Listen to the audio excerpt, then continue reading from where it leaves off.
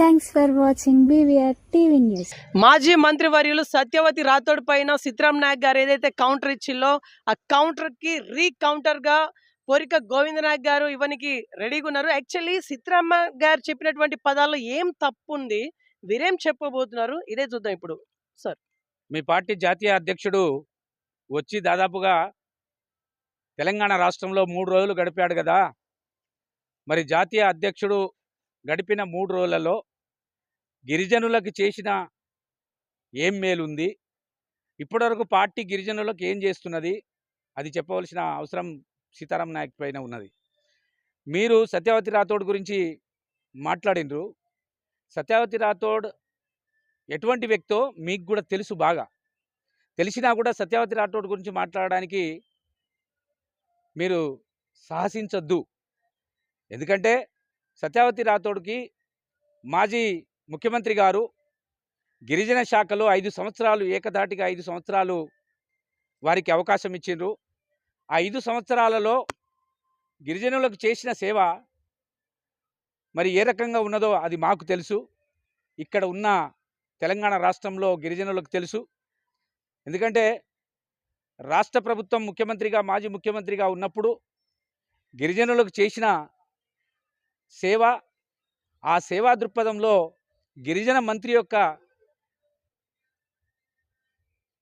సలహాలు ఎటువంటి సలహాలు ఉన్నాయో ఒక్కసారి మీరు చూడవలసిన అవసరం ఉన్నది.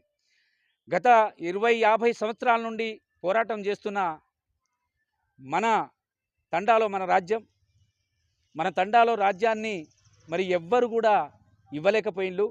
ఇవాళ కేవలం మాజీ ముఖ్యమంత్రి గారు మరి సత్యవతి రాథోడ్ని పిలిపించుకొని ఇవాళ మీ తండాలో మీ రాజ్యం, మీ తండాలో మీరే పరిపాలన చేసుకోవాలి అని చెప్పి అది ప్రత్యేకంగా తండాలో గ్రామ పంచాయతీలను చేసి ఇవాళ తండాల్లో సర్పంచులు ఏలుతున్నారంటే అది కేవలం మాజీ ముఖ్యమంత్రి వర్యులది. అందులో గిరిజన శాఖ మంత్రిది కూడా మరి పాత్ర ఉంది. ఆ పాత్రను ఆలోచించకుండా మీరు ఏది పడితే అది సత్యవతి రాథోడ్ మీద మాట్లాడితే అది కరెక్ట్ కాదు అనేది మేము చెప్తున్నాం. అదే రకంగా ఇవాళ తెలంగాణ రాష్ట్రంలో గిరిజన మంత్రిగా 5 సంవత్సరాలు ఏకధాటిగా పాలన చేసిన మరి సత్యవతి రాథోడ్ ఎవరికి ఏ జిల్లాలో ఎవరికి ఏం చేయాలి, గిరిజనులకు ఏం చేయాలి, గిరిజనులకు ఎంత శాతం అంటే 10% రిజర్వేషన్ కోసం పోరాడిన సత్యవతి రాథోడ్ ఇవాళ 10% మరి ముఖ్యమంత్రి గారితో ఒప్పించి ఇవాళ 10% గిరిజనులకు ఇప్పించిందంటే అది కేవలం మరి గిరిజన శాఖ మంత్రిదే చలువ అనేది మీరు మర్చిపోవద్దు. విమర్శించే ముందు ఏదైతే గిరిజన శాఖ మంత్రిని సత్యవతి రాథోడ్ గారిని విమర్శించే ముందు మనం కూడా ఆలోచించుకోవాలి.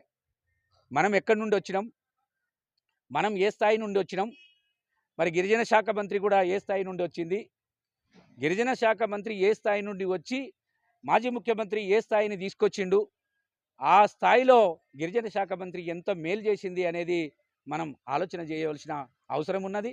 గిరిజన శాఖ మంత్రిని విమర్శించడంలో నేనైతే బాగా తప్పుపడుతున్నాం. ఎందుకంటే గిరిజనుల కోసం తన సేవ 5 సంవత్సరాలు ఏకధాటిగా సేవ చేసిన వ్యక్తి ఇవాళ గిరిజన శాఖ మంత్రి.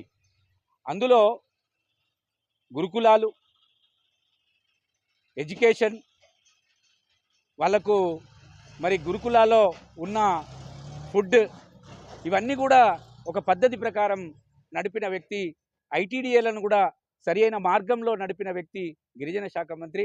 అటువంటి గిరిజన శాఖ మంత్రిని విమర్శించడం సరికాదు అని నేను విన్నవించుకుంటున్నా.